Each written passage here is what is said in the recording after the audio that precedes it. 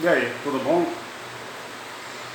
Estava pensando aqui, será que nós devemos temer realmente Samael e os seus seguidores?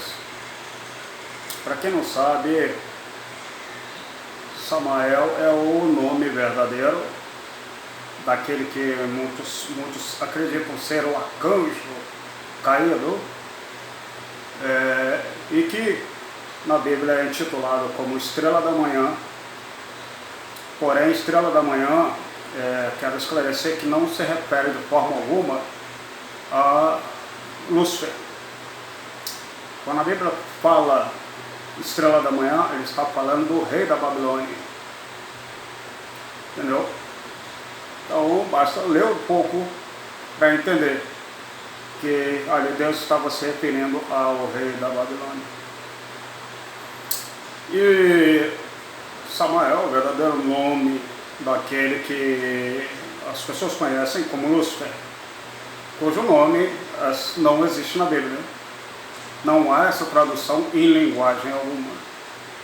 Tá bom? Então, devemos temer o mal? Ou não devemos? Os anjos têm livre-arbítrio? Será mesmo? Bom, vou colocar aqui alguns pontos muito importantes dos vários livros sagrados das várias religiões monoteístas que nós temos hoje: o Islã, o judaísmo e o cristianismo.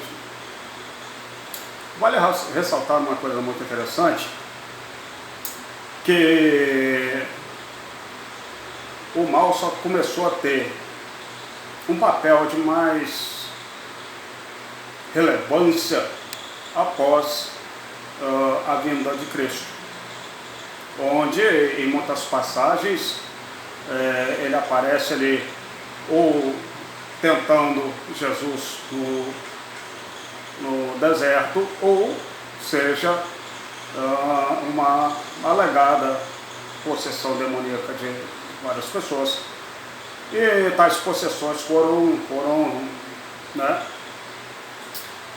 pessoas possuídas foram libertas aí por Jesus e seus apóstolos.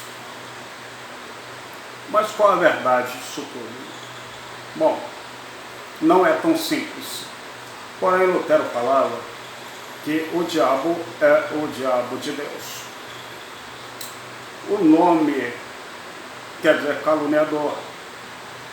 Satã quer dizer opositor. O nome real é Ra-Satã, no hebraico, que é o opositor. Ou como um advogado da promotoria, um promotor, o acusador. Essa é a função real dele. No Islã, ele não tem livre-arbítrio. Os anjos não têm livre-arbítrio.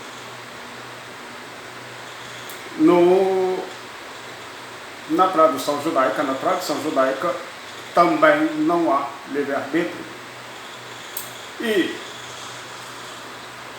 nós temos na religião cristã um paradoxo. Por quê? Porque até o final do Velho Testamento, não havia muito pouca evidência da manifestação, dessa entidade, vamos dizer assim, com relação à história humana. E após o Novo Testamento, que muitas passagens estão entrelaçadas com os livros apócrifos, inclusive o Apocalipse, após o Novo Testamento, deu-se-lhe uma nova roupagem e um poder de escolha. Bom, a primeira coisa é, Deus fala na Bíblia: eu criei o bem e o mal, eu crio a bênção e a maldição, eu abençoo e amaldiçoo quem eu escolher, independente de mérito. Eu crio a luz e as trevas. Deus falou isso claramente. O próprio Deus diz isso. Vamos a uma passagem de Jó, no livro de Jó, onde na reunião dos anjos o opositor aparece lá E Deus já sabendo onde ele estava e tal, que ele estava ali rodopiando Jó e tal. E a interpretação errada que muitas pessoas dão é o seguinte, que ali ele foi e desafiou Deus com relação a Jó, mas nós sabemos que Deus não pode ser desafiado, Deus não pode ser tentado, caso contrário não seria Deus, certo? E sendo ele Deus, ele já preveu todas as coisas, ele é o mestre de todo o xadrez, todo o tabuleiro de xadrez da existência universal, não só humana, mas de tudo que há. Ele é o princípio, o fim e o meio de tudo. Se nós olharmos bem, ele deu a autorização ao diabo para que fosse tentar a Jó. E naquele momento, quando Jó, então, provou que a humanidade pode ser obediente a Deus, Deus poderia ter destruído o mundo e recomeçar tudo de novo, pois foi então provado diante das hostes celestiais que o ser humano é capaz de obedecer, de exercer o livre-arbítrio para o bem, a glória de Deus. Não precisava mais nada. Um outro ponto que nós vamos ver no livro de Reis e Crônicas, onde Davi ele foi tentado a fazer o censo de Israel, quando Deus falou para Davi não fazer. Ponto importante. Numa passagem,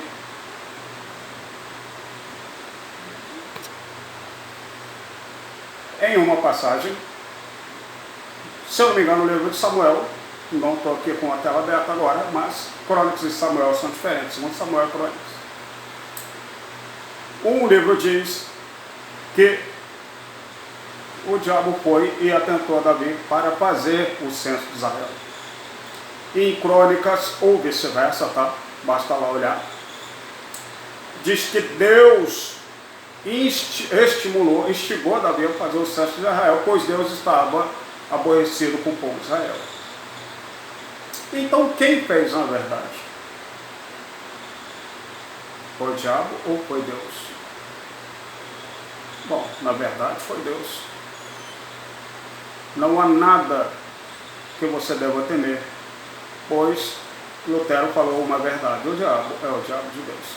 Ele não passa do pitbull acorrentado, não tem livre-arbítrio, não tem nenhuma autonomia para alcançar, estender a mão sobre a criação, o restante da criação divina. No Alcorão é dito o seguinte, que ele fala com Deus: eis que eu desencaminharei todos eles, menos aqueles que vós predestinastes para a salvação. Porém, ao mesmo tempo, no Alcorão cita que não há nada que ele possa fazer, ou que ele venha a fazer, que não esteja sob a ordem direta de Deus, ou sobre uma autorização direta. No momento que você escolhe andar no caminho onde Deus separou luz e trevas, quando a Bíblia diz no início, em Gênesis, Deus criou o bem e o mal. Então, quando você escolhe andar sob a tutela do mal, onde Deus se oculta, se coloca como ausente, aí sim, você fez a sua escolha. E aí você pode vir a pagar um preço alto por isso, dependendo daquilo que Deus determinar. Não há em nenhuma passagem na Bíblia, no Alcorão ou na tradição judaica, tá? No judaísmo usamos o Velho Testamento, a Torá, que indique que há qualquer livre-arbítrio por parte do diabo. Não há motivo para você temer. Em nenhuma parte da Escritura você vai encontrar algo que ele tenha feito por livre espontânea vontade com autonomia, sem autorização divina. Tá bom? No mais, ande na luz, faça a vontade de Deus e não tema, pois, como Davi falou, quando Deus deu a ele as opções após o censo de castigo, Davi escolheu a opção de ser castigado diretamente por Deus. Por quê? Porque ele disse o seguinte: dos humanos eu não posso esperar misericórdia, mas de Deus eu posso. E foi o que aconteceu. Deus logo manifestou misericórdia e ordenou que o anjo da morte parasse a matança no acampamento de Israel. Enfim, Deus ordena o anjo da morte, Deus ordena tudo, comanda tudo. Se você está trabalhando para a glória, para o nome de Deus, para que o nome dele seja glorificado, não há o que temer. Até a próxima.